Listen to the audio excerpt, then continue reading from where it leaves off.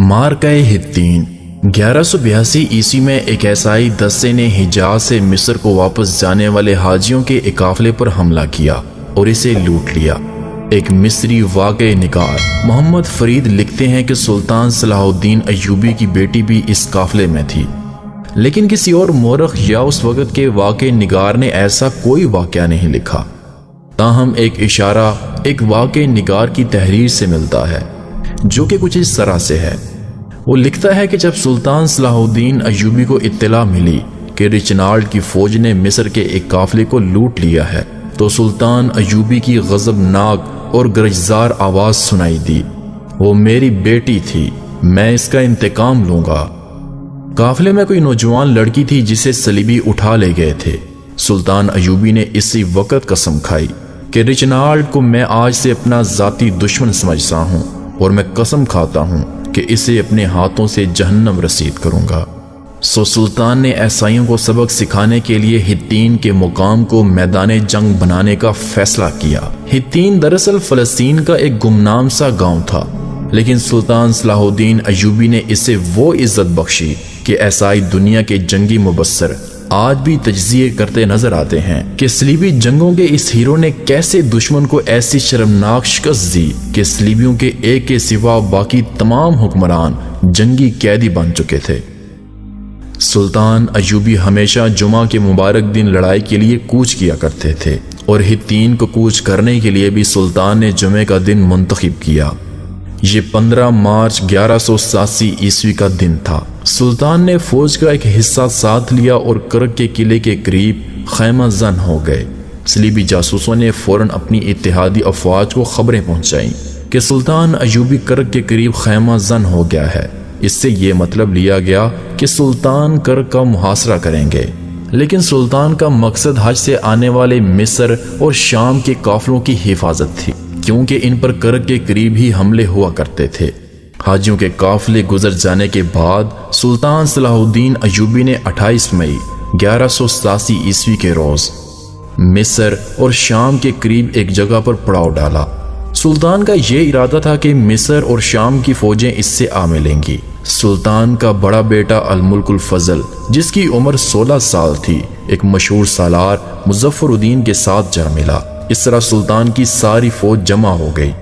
سلطان نے اپنے سالاروں کو ہدایات دینے کے لیے آخری بار جمع کیا اور کہا، میرے رفیقو، اللہ تمہارا مددگار ہو۔ دلوں سے اپنے عزیزوں اور اپنے گھروں کا خیال نکال دو اور دلوں میں قبلہ اول کو بسا لو اور دلوں میں خدائے ذوالجلال کا اسم مبارک نقش کر لو، جس نے ہمیں یہ سعادت بخشی کہ ہم قبلہ اول کو آزاد کرائیں اور اپنی بیٹیوں کی بے عزتی کا انتقام لیں جو کہ کفار کے ہاتھوں بے آبرو ہوئیں۔ ہماری تعداد دشمن کے مقابلے میں کم ہے اور آپ کا مقابلہ 7 صلیبی فوجوں کے ساتھ ہے جن کے بیشتر نائٹس سر سے لے کر پاؤں تک ذرہ بکتر میں ڈوبے ہوئے ہیں۔ سلطان نے کہا کہ آپ جانتے ہیں کہ میں ہر جنگ جمعہ کے مبارک دن کرتا ہوں۔ میں اس وقت آگے بڑھوں گا جب مسجدوں میں قوم خطبہ سن رہی ہوگی۔ یہ وقت قبولیت کا ہوتا ہے۔ میں نے ہر قصبے اور ہر گاؤں میں اطلاع بھجوا دی ہے کہ جمعے کے روز دعاؤں میں اپنے ان مجاہدین کو شامل کریں جو کہ جمعے کی نماز سے محروم ہو کر میدان جنگ میں زخمی ہو کر گرتے ہیں۔ صلیبیوں کو ایک اور دھوکہ یہ ہوا کہ سلطان ایوبی اکثر چھاپا مار قسم کی جنگ لڑا کرتے تھے، جس کے ذریعے کم سے کم نفری سے دشمن کی زیادہ تعداد پر ضرب لگاؤ اور بھاگوں کے اصولوں پر عمل ہوتا۔ صلیبی فوج قلعہ بندیوں میں تھی اور باہر بھی تھی۔ سلطان ایوبی نے تیز رفتاری سے فوج کو اس طرح ڈپلائی کیا کہ جھیل گیلری کے جہاں پہ صرف ایک ہی تالاب تھا، سلطان نے اس تالاب پر قبضہ کر لیا۔ صلیبیوں کی ایک فوج نے سیفوریا کے مقام پر اپنا پڑاؤ ڈالا، لیکن سلطان ایوبی آگے بڑھ کر مقابلہ کرنے کے بجائے تبریا کے مقام پر رکے رہے۔ وہ دراصل صلیبیوں کو ہتین کے قریب لانا چاہتے تھے۔ جب صلیبی آگے آتے نظر نہ آئے تو سلطان نے پیادہ دستے ذرا سا آگے بھیجے اور خود ہلکا رسالہ لے کر تبریا پر حملہ کر دیا اور حکم دیا کہ تبریا کو تباہ و برباد کر کے شہر کو آگ لگا دی جائے، کیونکہ تبریا کا قلعہ ذرا ہٹ کر تھا۔ فوج قلعے میں تھی۔ شہر کو بچانے کے لیے فوج قلعے سے نکل کر شہر کو روانہ ہوئی۔ سلطان ایوبی نے اس کا راستہ روک لیا۔ صلیبیوں کی فوج جو کہ قلعے سے آئی تھی، ان کی کمان رینالڈ کے ہاتھ میں تھی۔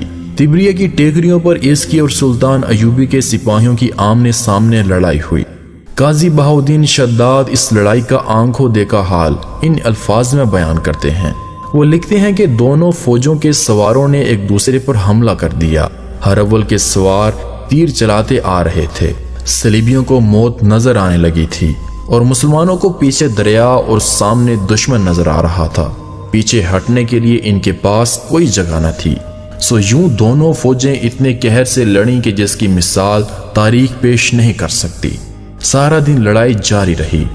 رات کو مسلمان چھاپا ماروں نے دشمن کو پریشان رکھا۔ دشمن کی فوج اور گھوڑے پیاسے تھے، لیکن پانی پر مسلمان قابض تھے۔ چھاپا مار دشمن کو پانی کی تلاش میں جانے بھی نہیں دیتے تھے۔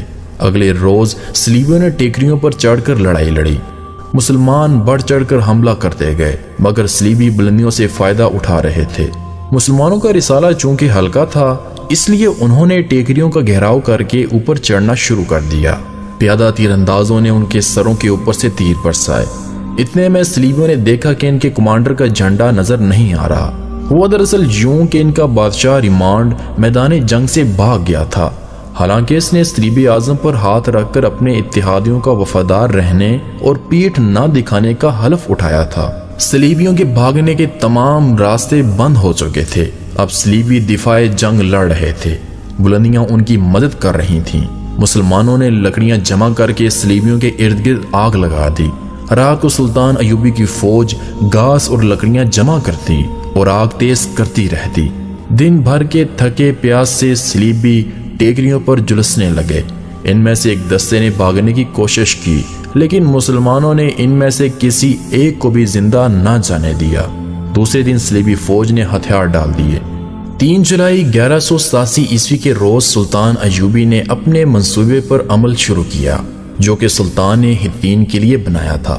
یہ بھی جمعے کا مبارک دن تھا۔ سلطان کے جاسوسوں نے سلطان کو بتا دیا تھا کہ صلیبیوں کی فوج نے اتحاد کر لیا ہے، لہٰذا سلطان ایوبی کی جنگی قوت جو تھی وہ تو سو تھی۔ سلطان نے اپنی چالوں، فوج کی تقسیم، نقل و حرکت کے انداز سوچ لیے تھے۔ سلطان دشمن کو بڑی خوبی سے ہتین میں لے آئے تھے۔ ارد گرد کی قلعہ بندیوں اور آبادیوں پر سلطان پہلے ہی قابض تھے۔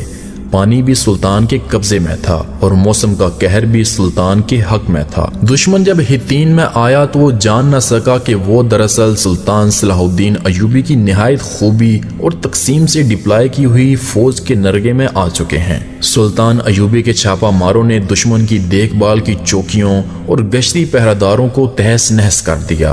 ایوبی فوج نے نہ تو رات اور نہ ہی دن کو انہیں آرام کرنے دیا۔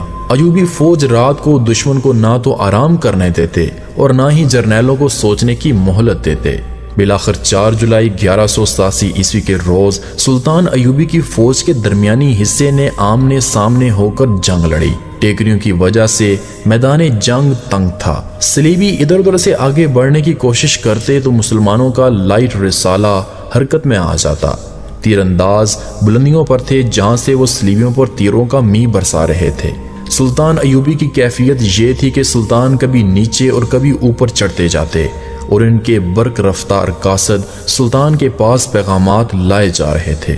صلیبی نائٹس کی ذرہ بکتر انہیں جلا رہی تھی۔ ان کے گھوڑے پیاسے تھے اور پانی سامنے ہونے کی وجہ سے ان کی پیاس میں مزید اضافہ ہوتا گیا۔ صلیبیوں نے کمک منگوا کر ایک جوابی حملہ کیا جو کہ ان کی آخری امید تھی۔ جہاں انہوں نے حملہ کیا وہاں کی کمان سلطان صلاح الدین ایوبی کے ایک سالار تقی الدین کے ہاتھ میں تھی۔ تقی الدین نے حملہ روکنے کے لیے اپنے دستوں کو نیم دائرے کی شکل میں کر دیا۔ دشمن سیدھا اور سر پٹایا۔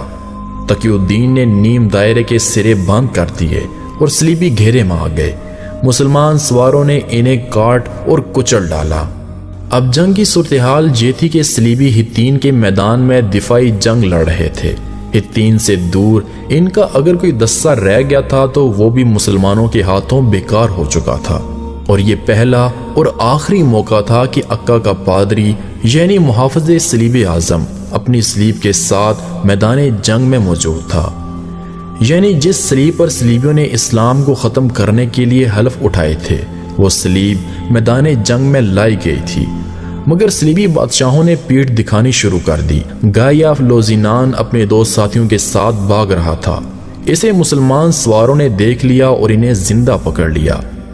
مکہ کا پادری اس جنگ میں مارا گیا اور صلیبی اعظم مسلمانوں کے قبضے میں آ گئی، جبکہ زور کی تحریروں سے پتہ چلتا ہے کہ بیت المقدس کی فتح کے بعد سلطان صلاح الدین ایوبی نے صلیب وہاں کے عیسائیوں کو احترام سے لوٹا دی۔ شام تک جنگ حطین کا فیصلہ ہو چکا تھا۔ صلیبیوں کے جانی نقصان کا کوئی شمار نہ تھا، باقی فوج نے ہتھیار ڈال دیے تھے۔ سلطان ایوبی کے سامنے جو قیدی لائے گئے تھے، اس میں ریمانڈ کے سوا باقی 6 اتحادی بھی تھے، جس میں کرک کا گورنر رچنارڈ بھی تھا، جسے سلطان نے اپنے ہاتھوں قتل کرنے کی قسم کھائی تھی۔ قاضی بہاؤالدین زکریا شداد لکھتے ہیں کہ سلطان ایوبی نے صلیبی بادشاہ جعفرے کو شربت پیش کیا۔ جعفرے نے آدھا شربت پی کر گلاس رچنارڈ کو دے دیا۔ رچنارڈ شربت پینے لگا تو سلطان ایوبی نے اپنے ترجمان سے گرج کر کہا، اس رچنارڈ سے کہو کہ اسے میں نے نہیں، اپنے بادشاہ نے شربت دیا ہے۔ اہل عرب مہمان صرف اسے شربت پیش کرتے ہیں جس کی وہ جان بخش چکے ہوتے ہیں، سو میں نے رچنارڈ کو شربت پیش نہیں کیا۔ سلطان نے خادموں سے کہا کہ ان سب کو کھانے پر بٹھاؤ۔ جب سب کھانے والے خیمے میں جا کر کھانا کھانے لگے تو سلطان نے جعفرے اور رچنارڈ کو اپنے خیمے میں بلایا۔ سلطان نے رچنارڈ سے کہا کہ تم ہمیشہ ہمارے رسول اللہ صلی اللہ علیہ وسلم کی توہین کرتے رہے ہو، تمہاری نجات اسی میں ہے کہ تم اسلام قبول کر لو۔ رچنارڈ نے انکار کر دیا۔ سلطان ایوبی نے کہا کہ مجھے تم سے یہی امید تھی۔ سلطان نے تلوار نکالی اور اس کا گلا کاٹ دیا۔ سلطان نے نفرت کے لہجے میں حکم دیا، اس ناپاک لاش کو باہر پھینک دو۔ صلیبی بادشاہ جعفرے نے جب اپنے اتحادی کا یہ انجام دیکھا تو اس کے چہرے پر ہوائیاں اڑنے لگیں۔ وہ سمجھ گیا کہ اب اس کی باری ہے۔ سلطان ایوبی نے اسے دیکھا تو آگے بڑھ کر اس کے کندھے پر ہاتھ رکھ دیا اور تحمل سے کہا، بادشاہ بادشاہوں کو قتل نہیں کرتے، لیکن اس کے گناہ ایسے تھے کہ مجھے اسے اپنے ہاتھوں قتل کرنے کی قسم کھانی پڑی۔ حطین کی فتح اس لیے بھی اہم تھی کہ سلطان ایوبی نے ارض فلسطین کا دروازہ توڑ لیا تھا اور اس میں داخل ہو چکے تھے۔ اتنا وسیع علاقہ فتح کرنے کے بعد سلطان ایوبی کے لیے بیت المقدس کو فتح کرنا آسان تھا۔